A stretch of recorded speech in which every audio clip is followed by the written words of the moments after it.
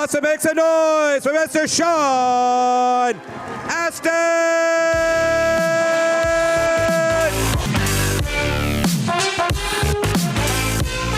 This is good intro music, man. Like, this is yeah, have a seat anyway. Where are the other Goonies?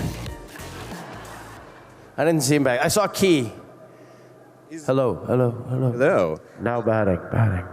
Guys, before we're getting started, but remember, there's a microphone right there. If you've got questions, hop in line now. Be nice to one another. Don't rush the mic. And if you are not directly at the microphone, I kindly ask if you're physically able to squat down so the people behind you can still see all the way in the back. Let's be some cool nerds to one another. What do I stink or something, Sean? Like, why are you all the way?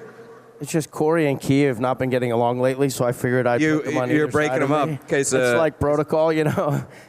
I have to say, if you stay, I would sit over there if it was about you. You know what I mean? Oh, right, yeah, or yeah. Yeah. I have to say, I've talked to you many times throughout the years, but I've never talked to a worldwide trending Twitter topic before. You guys know what he's talking about? Sean Astin Appreciation Day just happened. I forgot to get honey, I was telling my wife, I'm like, honey, something's happening. She goes, what? I go, I don't know. I'm like trending around the world. She goes, why? I said, yeah. You're like, am I dead? Is this like... That's it. That was it. Is he dead? Yeah. The reports of my demise have been greatly exaggerated, says Mark Twain. No, I'm like, there's, no reason. There is no reason. And that, pictures with animals always get a lot of attention. And my 14-year-old daughter, Bella, can you hear me in the back? Yeah, okay. You seem so far away. I know. So far away. Another... I don't know the rest Carole of the words. King. But It's yeah, Carole King. Sorry. I love playing to a stadium is all I'm saying. So my daughter, Bella, she turned 14, and she wanted to go to an animal sanctuary where she had heard you could swim with otters. To which I said, who would want to swim with otters? Like, if you're on a river somewhere and you see otters, are you like, let's go that way? No, you're like, those are wild animals, wonderfully doing what they do. Let's give them their space. Oh, and ladies and gentlemen. Hello, gentlemen. Give it up for Key and Corey joining the stage. Apparently they're getting along now. You guys wait a second. He was in the midst of the otter story. Go for it. No, I mean, that's it. Basically, Otter it up, dude. Otter it up. What's up? I ought to tell that story. Whoa. Hey. I play a dad on TV now, and it's all about, like, dumb dad jokes. Not a stretch for me. Not a stretch. So anyway, we just go to this sanctuary where we met a sloth, and I had a boxing match with a kangaroo, and we saw a wombat, and all these, like, great things. And then it was time to get in the pool with the otters, and I'm like, I'm not going to get in the pool. And my wife said, you have to get in the pool. I said, why? She goes, it's for your daughter. I'm like, I can enjoy her from like 5 feet away. Why do I have to be in the water? She goes, it's a selfless thing. Get in the water. So I got in the water, and sure enough, the otters were just delicious. I didn't eat them. I mean, they were lovely to play with. They swim up your shirt, and they're just so cute. So apparently at one point, one goes like this, and I guess I gave it a kiss because somebody tweeted on last Thursday, I don't know who needs this, but Sean Astin from Stranger Things with an otter. Yeah. And the next thing I know, the world needed it. The world needed me with an otter. Well, and then somebody there, it was just a lovely. My brother called me in the morning. He goes, bro, do you see what's going on? I'm like, I know. And he goes, this is pretty special. This is like people saying they love you. And I'm like, it is that, isn't it? And my wife was like, oh, and it's because you did a selfless act getting in the pool with your daughter. I have to say, like, anytime you see, someone trending on Twitter, there's this deep, like, hold your breath as you find out why. So otters and kissing otters, that's a good thing. Essentially, assuming it was a consensual kiss with the otter. Yeah. The otter was driving the whole thing. Yeah. I was just there. Yeah. Yeah. How did you guys spend Sean Astin Appreciation Day? Actually, I was getting all kinds of calls that day from people who were telling me that they were an otter.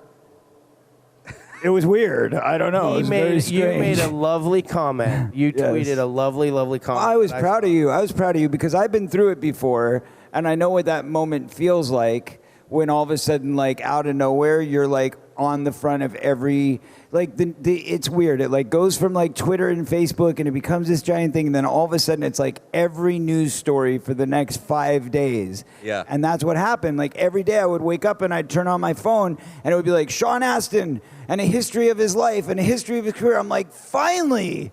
Yes, that is beautiful, and it was really nice to see. So I was very proud for him, and I was very happy. And it wasn't about controversy. It was just about... It was a good thing. Hey, this is a guy who's been doing this his entire life, and nobody's ever taken a moment to connect the dots. And I always felt like, when is that moment going to happen for Sean? When people connect the dots and realize this is the same beautiful career, right? A lifetime of dedication. So he deserves it. Don't make me cry at the panel, Corey. Sorry. I have to say, without much irony or sarcasm, man, you should parlay this into some sort of political run. I mean, like, seriously, you are a savvy gentleman. Yeah, baby, he's right. Sean Astin 2020, I'm just saying. Hey, I'll be your VP all day, brother. I will say this. I'll say what Ross Perot said to Larry King in 1991. If you put me on the ballot in all 50 states, I'll run. All right, start with mass. Anyhow, Key, how you doing? Doing good. Actually, Corey, hello? Corey told me about this. I didn't know about this because I don't do social media. But I'm happy for Sean. So. Yeah. I'm going to throw it to the questions, but right before I do, of course, like, Sean stepped into sort of the 80s world of Stranger Things, stepped back into the 80s world. Yes, great job. We love Bob.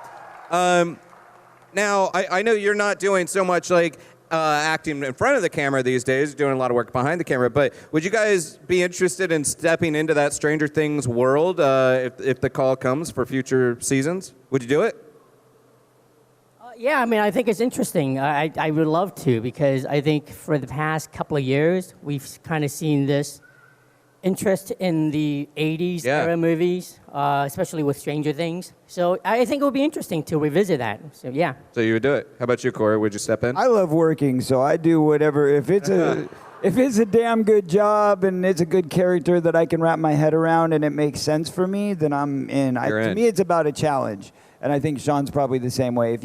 After as long as we've been doing what we do, the only thing you really look for in a script anymore is a challenge with the character. You go like, is this something that I can wrap my head around, that I can expand myself and push myself and do something I haven't done yet? So, yeah. I don't know. I mean, when anyone asks me, like, how do you choose your roles? I'm like, when they say yes. They choose Someone you. makes an offer, I'm going to work. I don't know how to say no to something. It's worked out pretty well for you. All right, let's throw it to audience question. Hey, how are you? Hi, I'm doing well. My question is, with your experience being child actors, what are some similarities and differences that you see working with kids today? Oh, that's a good question. How is it? Yeah. Well, I'm in a show called No Good Nick on Netflix, and I shall report back to the home front. And there's I have 2 kids and an adopted kid, or what do you call it? Foster kid. Yeah, thank you very much. I was going to say step, but it's foster. You're right. So I was really, and I also Stranger Things, and I did a little episode of another show with a kid. So I've been working with a lot of kids lately. The one thing that I think is consistent among all of the kids that I've been working with is they are just patently smarter, at least than I was, but probably than all of us. They are so, I don't know if it's a function of social media or in order to work now because there's such competition, like the cream rises to the top, and they're in real partnerships with their parents, all of them.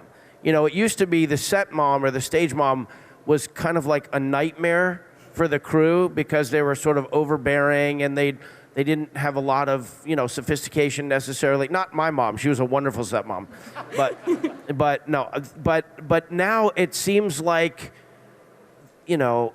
like they're in an adventure together. But all three of the kids that work on on No Good Nick, their parents and them are like tight. And there's something really nice to see about that, because it used to be more like the Wild West. Yeah, I just think when I started out, I was 12, 13, and I didn't know anything, Even like after Indiana Jones, when I did Goonies with them, I still feel like an amateur. Like they were like much more professional. They knew how to hit the marks. They know how to play to the cameras. And I think especially... It was my first movie. Yeah, but it didn't show. Well, your mom was Patty Duke. Exactly, yeah. And your dad was Sean Astin. Exactly, yeah. You had a few rehearsals. You've been there. You've been on the set all your life, But I think now kids are just so much smarter. They're so much, they're much more savvy. They know performances. I've always wanted to write a book or teach a class or make a film with kids, because some of the greatest film performances in cinema history are given by children. There's such an innocence and a willingness to play and an emotional availability. I mean, these kids on Stranger Things, Noah. I mean, I was sitting on this set with Winona Ryder, and we're watching him in this hospital bed. I mean, it was unbelievable. It was absolutely unbelievable. He gave a performance in that hospital bed that's as good as any performance any adult actor has ever given. He was just incredible. And so I feel like it's really the responsibility of the filmmakers and the production and the casts and the parents to create an environment where that's possible. I don't think anymore. It used to be like when Mickey was it Mickey Rooney? When Mickey Rooney was a boy, the director put cigarette butts in his pockets to get him to make a sour face. They put your hands in your pockets, and scene. So now they're more literate. They're more film and television literate. They're more aware. I mean, when it comes time to promote these films, you look at Millie Bobby Brown, or you look at some. They're like light years more aware of themselves.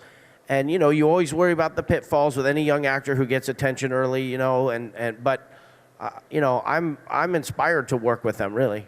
Thank you. Thank you. That was a long answer. It was a good answer. Yeah. Captain Danvers, what's your question? Given Hollywood's tendency to do reboots or sequels, would you guys rather do a proper sequel with you guys playing the same characters for the Goonies, or would you rather a reboot with kids playing the characters and you guys as some new characters? I'll take this one because I already know Sean's answer. Is it? Well, I think, because I'll guess what your answer is. Your answer is you would love to see any possible variation of it as long as it was done with love, I think, right? Yeah.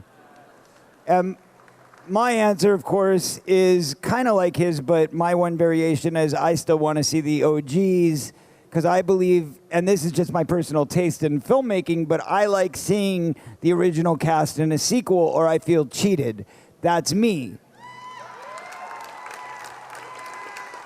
But that said, hey, God bless and Godspeed, however it happens, as long as people are entertained by it and they do it justice and they do it love, I think I would be okay with that too. So, it's. I think we're pretty close on that one. Key?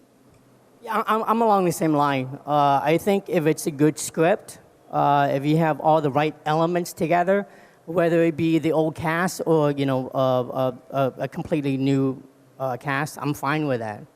And I think, at the end of the day, it's all about economics. So, whether it makes sense or not. But yeah, I mean, I'm all about the characters in the story, and if they have it, yeah, go for it. Would the first scene have to be Data being proven honest? Like, there's an octopus, and Data's not a liar. Like, he did indeed see an octopus. You have no idea. For years, people thought I was lying. I was making up stuff. and they didn't know that we actually filmed an octopus scene. Yeah. Justice for data. Octopus is very scary. I was mad when they left that in. Like, all the stuff that was still in was, but it's funny. There's that whimsy of Goonies. I think that's probably why they haven't made the sequel yet. They haven't figured out how to capture that playful spirit anymore. We're so, like, our adventures now are really constructed to within an inch of their life. And I want the first scene to be going down. Like, I think Mikey knows that there was something else in Willie's the cabin, and he wants to go down with a scuba thing and get in there and find that second. That was out of our treatment there, buddy. Map. That actually was out of our treatment. I know. We did a treatment. We did. We pitched it to Richard Donner and everything. And, well, I guess we've told that story before, right? You guys know that story, right? Oh, you don't know this story? Oh, damn it. Okay, well, Sean and I, at one point, because, like every year, the rumor circulates. Goonies 2 is definitely going to happen now. And then we'll be like, no, it's not. But, Richard Donner at one point started fueling it himself and went to the press. Like, he used to call us and tell us we were going back to work, and we'd get all excited, and then it wouldn't happen. But he'd walk out of a restaurant and tell somebody from TMZ with a wink, and then for the next 3 years, we're answering questions. Like, right, exactly. It was like 2015, He's like, yeah, doing it tomorrow. And then everybody would be like, really? And we'd be like, no, he was joking. But, so eventually we were like, you know what, maybe we really should come up with like a serious idea. And so Sean and I sat down, we put our heads together. We came up with what we thought the fans would really want to see from a sequel. And so we put this great 10-page thing together, and we walked into Donner's office, and Chris Columbus had a person there, and I think Spielberg might have, I don't remember. There were a bunch of people there. There was a bunch like of 5 or 6 people in the room. Yeah. And we pitched it, and Dick got really excited, and his eyes got really big, and he looked like he was loving it, and then he just closed his eyes. And then he just sat there, and he really started, it looked like he was really either visualizing it. He was in the story. We're like, we got him. We got him. He's in. He loves it. And then all of a sudden, like halfway through, he just opens his eyes again, and he stops, and he goes, too expensive. And we're like, what? And he's like, too expensive. I want to go smaller. I remember him saying, wow, you guys put a lot of effort into that. And we were like, yeah, we did. He goes, yeah, we're not doing that. Pretty much. And I'm like, what do you mean? And he's like, we want to do something smaller. We want to follow like more like the family. Where are they today as people, and keeping it more quaint. And I'm like, this is Goonies 2. How do you? Okay, but you're the man. I want to see the pirate ship battle. I want to see the battle with the Armada. Right, let's go back in time. Yeah. Let's make it like a giant CGI espionage, multi-universe between several. Anyway, yeah. I love it. So he's like, but it has to really be able to happen. I'm like, exactly. Right. So give us the money. The point is that all the cast have always said all along we'd all be happy to participate if they want us to. It feels more probable now that it'll be a straight reboot with maybe a couple cameos. So, but who knows? The audience wants it. I'm shocked that they haven't been given it.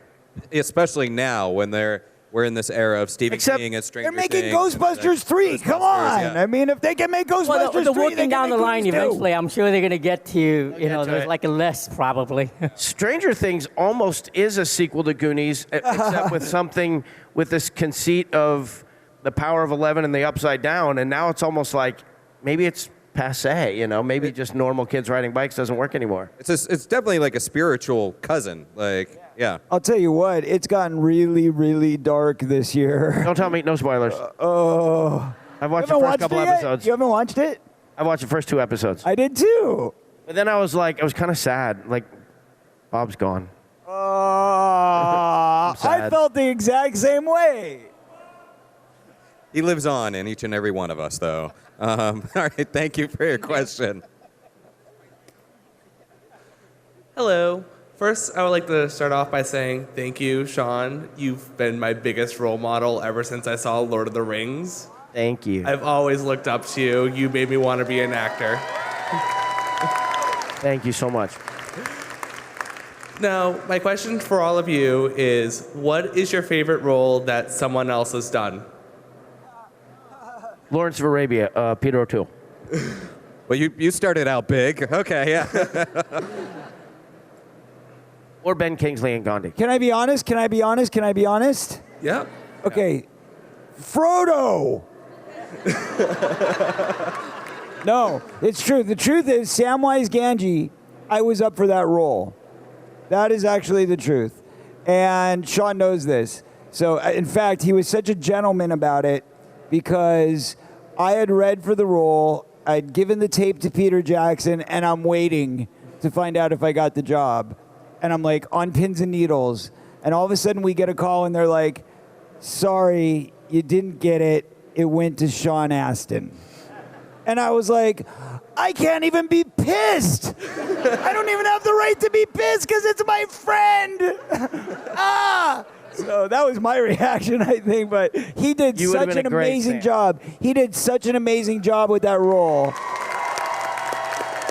Nobody on earth could have done it better. So I was so proud of you, Sean. Like, dude, and especially part 2. Where he had to cry and get all emotional, and it was just like, dude, I was sitting there in the theater going, yeah, buddy, get it. So we had to cry all the time.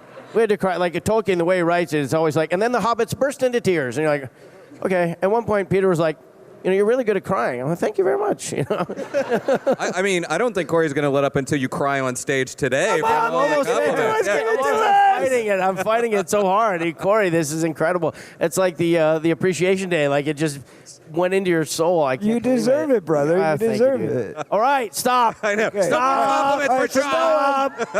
Stop. It's been said, and let me tell you all the downsides of Sean now. No, I'm just Hold on, let me get my kids on the phone. They'll really round it out for you. Aki, how about you? How about your favorite actor or favorite performance? Oh my God! I mean, there's so many. Well, I love Crazy Rich Asians. I think it was a very special movie. It's a movie that we've been waiting for a long, long time. I thought John M. Chu did an amazing job. All the Asian cast was amazing. So I'm very happy for that. I wanted to be with those. I wanted to go there. I wanted to be with those people. Yeah, I mean, I wanted to go to that barge with the helicopter. I was like, that's awesome. They had an amazing time making it. I think they all felt that this was their moment. Their moment for the proper representation. So I'm all very. Do you think it's a happy gateway? Do you think it'll open a gateway to have a lot more? I certainly hope so. I mean, especially now. How can it not? Yeah, and then now we've seen the announcement of Marvel, Shang-Chi, and I'm glad that they're not casting. I mean, they cast the great Tony Leung from Hong Kong. Simu Liu is I'm sure is an excellent actor. So I'm anxious to see that as well too. And I think now, I mean, being an Asian actor, I remember when I first started, I was the only one on the set, so I felt very lonely. There was Bruce Lee. Bruce Lee had already. Yes, there was been. Bruce Lee. On our set. Yeah, and then also even on Indiana Jones. And also we have the Maharaja. But what I'm saying is that there were so few Asian actors on set, and I remember I did a television show with Elliot Gould and Dee Wallace Stone called Together We Stand, and it was a primetime television show. And I was the only face on that whole week of lineup of primetime television. And now it's just like, the time has changed, and I think it's an exciting time to be a minority, to be an Asian actor, because there are a lot more opportunities out there. So I'm so glad for this movement that we've had, whether it's the Me Too movement or the diversity movement. So I think now there's just a lot more Kids Too movement. Exactly, yeah. So I'm happy with that. Do you think it's a Long time coming. Coming. Yes.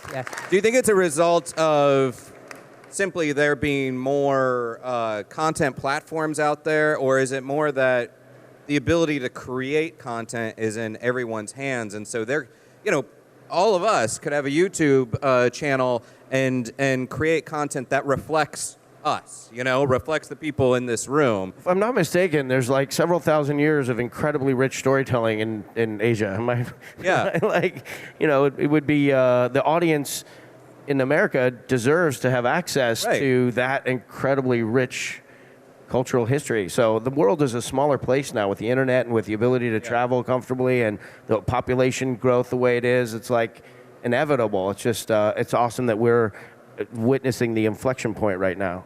And not only that, but like when we were kids, I remember because like, you know, I used to do stuff like make mixtapes and make like skits on my tape recorders with all my friends. So like we'd get together because we had no other source of entertainment. You didn't even have personal video cameras when we were a kid. So we would take like our tape recorders and we would play characters and we would make little sketches and then we would like play them for our friends or whatever. That was YouTube then. You know what I mean? So today, as a musician, you know, I used to sit there and get so frustrated because I would make music and I couldn't get it out to the world because I wasn't mainstream in the music world and there was no way for me to break through because you had to be signed to a label and no label would take any artist that was not, you know, a professional musician first. If you were an actor trying to become a musician, it was like taboo. And now I create a record label and I can put it out directly to the consumer, and it becomes a top 40 hit.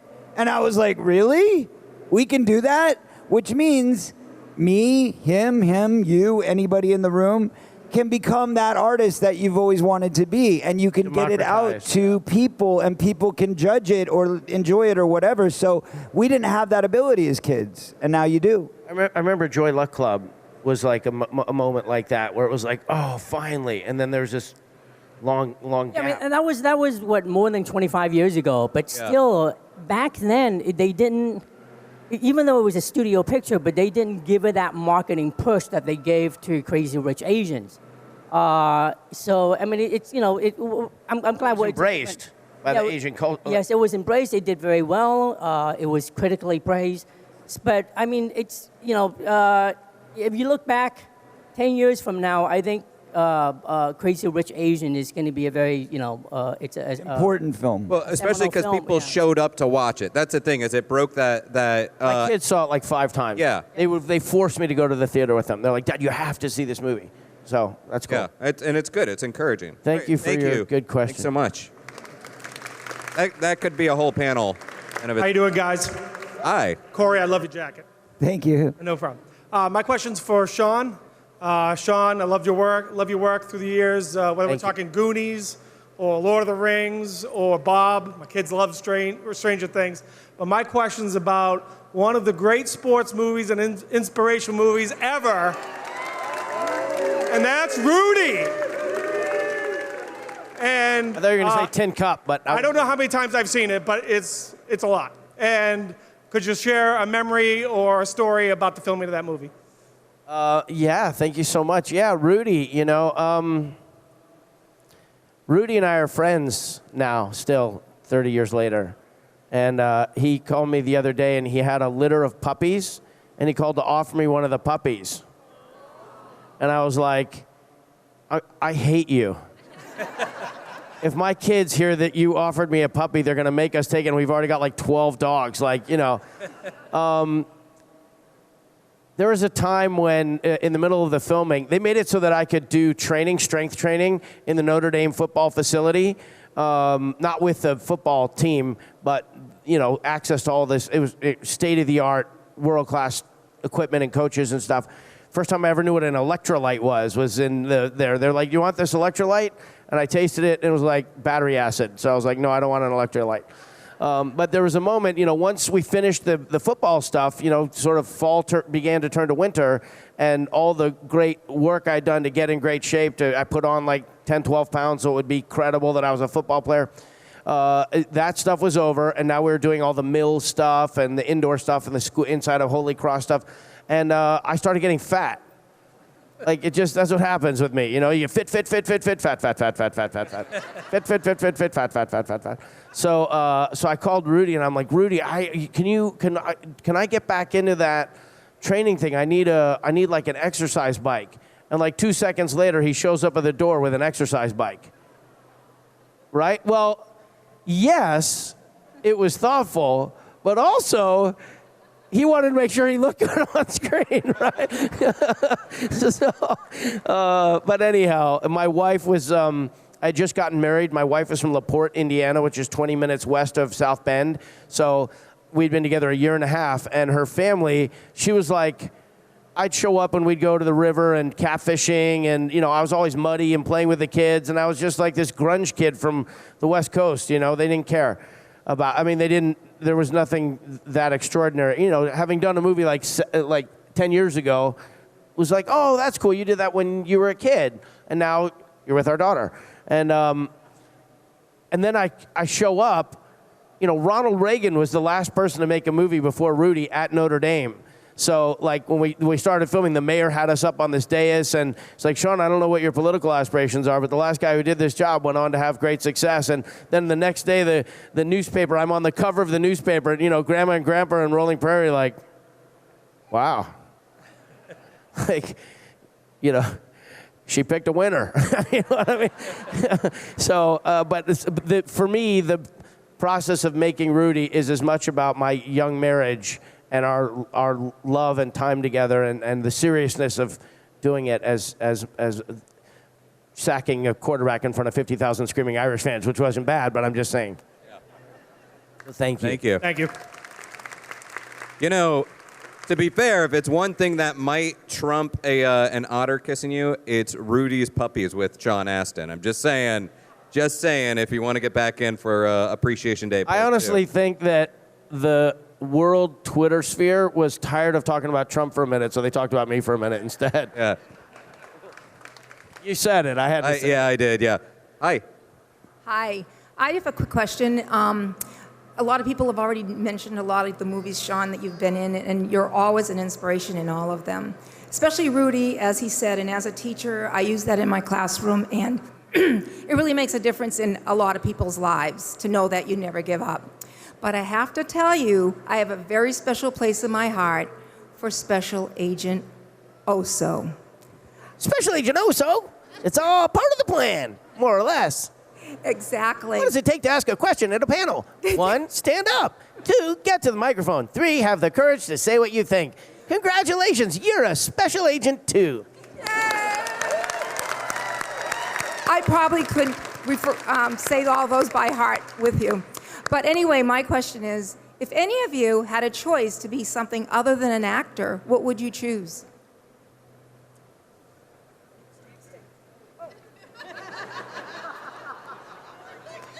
I can. Your let job. that sink in a little bit. Your job is a job I would love. Your job is one of the most sacred jobs, and you know, surgeons and nurses and firefighters and police officers and teachers. Very important job. Yeah. You know, I always wanted, when I was a kid, I wanted to be a doctor. So, I you know, anytime anyone asked me, I said, yeah, I want to be a doctor, you know. But until I auditioned for Indiana Jones, and that kind of changed my course of. Yeah. Now you're just a doctor, cool. Yeah. I think working with Harrison Ford did that. Dr. Jones, Dr. Jones. Corey, have you given thought to like your alternate career path? I love what I do. I love my life. I feel very grateful to be where I am today. So I feel like everything happens for a reason. Even though my early childhood was a mess and I had a lot of, you know, unfortunate events that kind of got me off and running, I believe that everything happens for a reason, and I'm meant to be me, and Sean's meant to be Sean, and Key's meant to be Key, and that's why we're here. Right on. Thank you. So we are running down on time, so I think this is going to be the last question, unfortunately. Do you want to do speed round? I do, but do you guys understand the premise of the speed round? Quick, like ask like 3-word answers. Yeah, because I hate that people stand up and don't get to answer. Right. All right. So then we'll do speed round. So quick questions, quick answers. Yeah, no pressure. But make it fast. This one might make you cry a little, Sean. Sorry. What were your favorite moments for each of you filming with the late John Matuzak? Sloth. This breaks the speed round right away. Sorry. Too many to mention. He's just awesome. He's just an awesome guy. I mean, yeah. I just remember how kind he was. He was so generous, kind, and I mean, every time he would talk to us, he would like get down on his knees to our level, you know, and speak to us eye to eye. Somebody so big that. Being gentle. It was weird. The story about him with the movie, the kind of told story, is that he would get his call time for 3:30 a.m. to get all the stuff on. He'd say, okay, thanks very much. And he'd walk around the corner and you'd hear, bam! And you'd go and there'd be a dent in the dressing room where he smashed his head against the dressing room. Ouch. Well, he was 6'7", right? He was a tall guy. Well, that's not what he meant, I don't think. Was that what you meant? No, but That's okay. he was tall. He was tall. Yeah. Separate fact. Yeah. I mean, I don't know. When you're 12, 6'7", might as well be 100 feet. You know, he's a giant. He's like some Jack and the Beanstalk or something. You know, he's like a massive guy. Yeah, yeah. Well, recently, you can look online right now on Twitter this week. There was some footage. Sloth on Nerd. makeup test. Yeah, the sloth makeup test. You could just see the joy in his face, even after 5 hours of makeup, like he was ready to go. It looked He like. was just a sweet guy, and he was a gentle giant. You know, Except you hear when he was about watching gentle football. giants. Don't talk to him when he's watching a Raider game. Or if he's drinking. Oh yeah, don't talk to him when he's drinking. No. We all went out one night. This is my one anecdote for the day. We went out in a bus. It was like a van, and we all went to like a pizza place. And when we go to this pizza place, it was at night, and all the kids are in there, and John's in there. Do you remember this story? Very, very well. She said an anecdote. It popped into my head, and I'm like, yeah, not going to tell that story. There's one in a van. When we get to the cast van, you open the van up, and there's all the benches, right? And he's sitting in the back bench with his legs over all the benches and 2 bottles of champagne. He's like, kids, come on. And we were like... And my guardian Why do was I not feel okay about this? Yeah. So we, by the end of the night... He wasn't offering it to us. He was just saying, let's have fun. But by the end of the night, John was so drunk, and we didn't understand even what drunk was, I think, at that point. We were just like, what's going on? But John ended up, I think, like peeing in the sink of the bathroom of the pizza place that we went to. And then they were like, kids, maybe it's time to go home. Yeah, maybe you guys just go ahead and file back on into the van. You guys go ahead, and we're gonna leave John here for a while. And we were like, okay. That was it. All right. In the spirit of a true lightning round. Raise your hand if you know how to do a speed round. Yeah, Thank you for your question. yeah. You know how to do a speed round. Yes, no Wait, questions, I don't know if this please. guy knows how to do it. He didn't raise his hand. Yeah. The others did. He's got a lot of tech He's on got a him. phone on. I don't know if he should be allowed to ask a question. He's not into the speed round premise. Yeah. Yeah. Make it yes, Let's no. go. Yes, no. Okay. Question for Sean.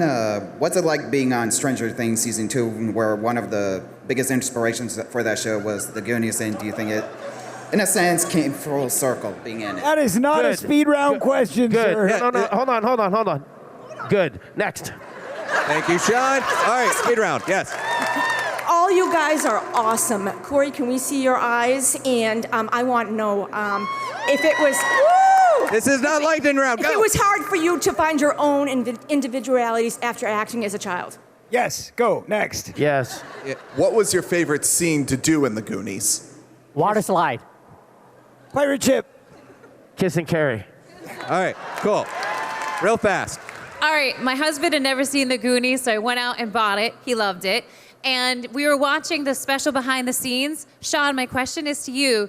Everyone kept cutting you off. You said that Cyndi Lauper, had a question, or you had something about Cyndi Lauper you wanted to share. I'm dying to know, what was that story? Yeah, everybody wants to know that. We were really sleepy the day we filmed we were like on a Saturday or something, and we were all tired. And the music video, and when she was there, I don't think she got the sense of how much we loved the song. So what I was going to say to her is, when we were in Hawaii and we first heard the song, we were all out of our minds happy, and we listened to it 1,000 times, and it's the best song ever. That's what I was going to say to Cyndi Lauper. Thank you. Woo!